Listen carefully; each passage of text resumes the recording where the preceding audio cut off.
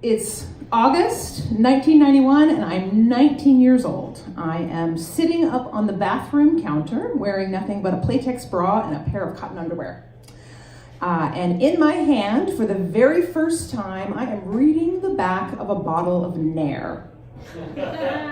Now, in case you're unfamiliar, Nair is a hair removal cream that was very popular while I was growing up because, as the jingle taught us, if you dare wear short shorts, Nair for short shorts. So I'm sitting there and reading the back of the bottle of Nair, and everyone at home is doing their own thing. My mom is out in the living room and she's watching TV. My dad is in the kitchen, he's fixing another snack. And my grandmother, who has lived with my family or in my entire life, is in her bedroom sleeping. So I follow the instructions. I take a big, thick, gloppy layer of the Nair and I put it over my entire leg all the way up to my crotch line, because Nair for short shorts.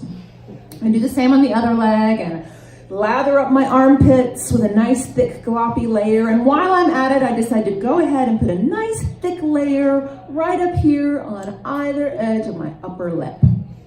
Now, according to the instructions, I have to leave the Nair on for at least 5, but no more than 7 minutes. So, while I'm waiting, the smell of the Nair is putrid. It's like that perm solution, but just on acid. It sears the inside of your nose and eyes. It's awful. So I just have to get out of the bathroom. So I decide in this 5-minute wait period that I'll go and check on my grandmother. Now, that summer, it had become my job to take care of my grandmother. I had taken a gap year between high school and college. And in May of that year, my parents had called me up and told me that my grandmother had gotten to be very, very frail and she needed some full-time care. So I had changed my summer plans and I came home to help take care of her. Now, my grandmother's bedroom and my bedroom were connected by this bathroom that I'm in. It serves as kind of like a little hallway between the two rooms. So all Naired up, I kind of waddle into my grandmother's room, careful to keep my arms out and my legs wide so none of my Nair-covered regions will smear. So I kind of waddle into my grandmother's room, and I stand there sort of like a superhero, you know, with the power of exfoliation.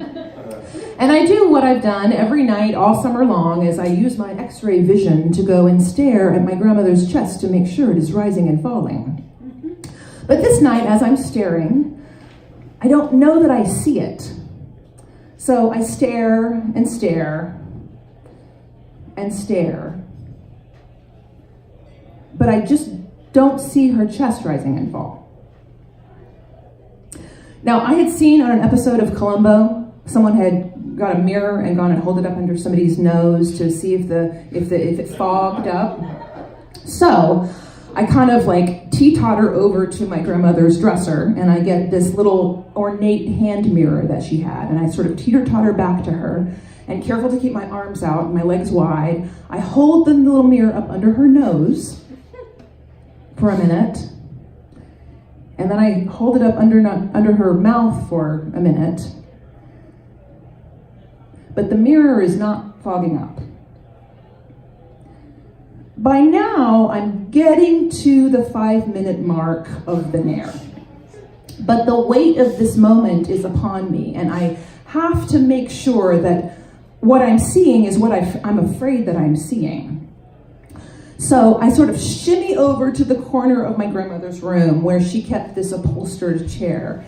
And I grab the chair and I sort of, lug it back up to her bed, and I sit down on the chair so just my butt bones are sitting on the very edge of the chair so I don't get the Nair anywhere on the upholstery. But from that angle, I can really see the side of her chest. And so I stare and stare and stare, hoping to see her chest rise and fall.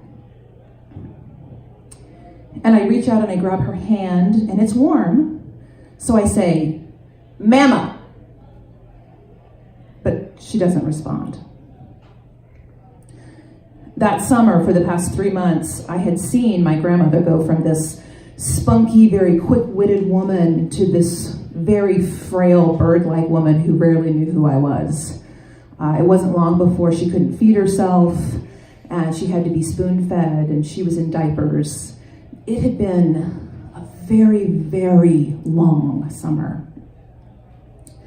So as I'm sitting there with the Nair searing my lip, I'm suddenly filled with this reaction, and I can see myself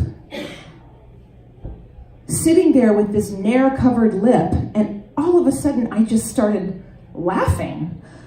Just this emotional outburst of laughter came out, and I'm just so aware of the ridiculous of me sitting there with this Nair on my body, and it was this huge release of emotion because she wasn't in any pain anymore, and I was free of the dread and the fear of what I had been imagining all summer long, and I had never quite imagined it this way, but it was such a relief. And after I finished laughing, I just had these tears coming down my eyes from laughing and also from burn pain. And I got out of the chair, and I take the chair and I pull it back to the corner of her room, and I waddle over to the dresser and I put the mirror back in the dresser. I went in the bathroom and I got a warm washcloth and I washed the Nair off of my upper lip, washed it off of my armpits, and I washed my legs off underneath the faucet in the bathtub, and I went in my room and I put on some clothes. And as I was there, I knew that the hard part was yet to come.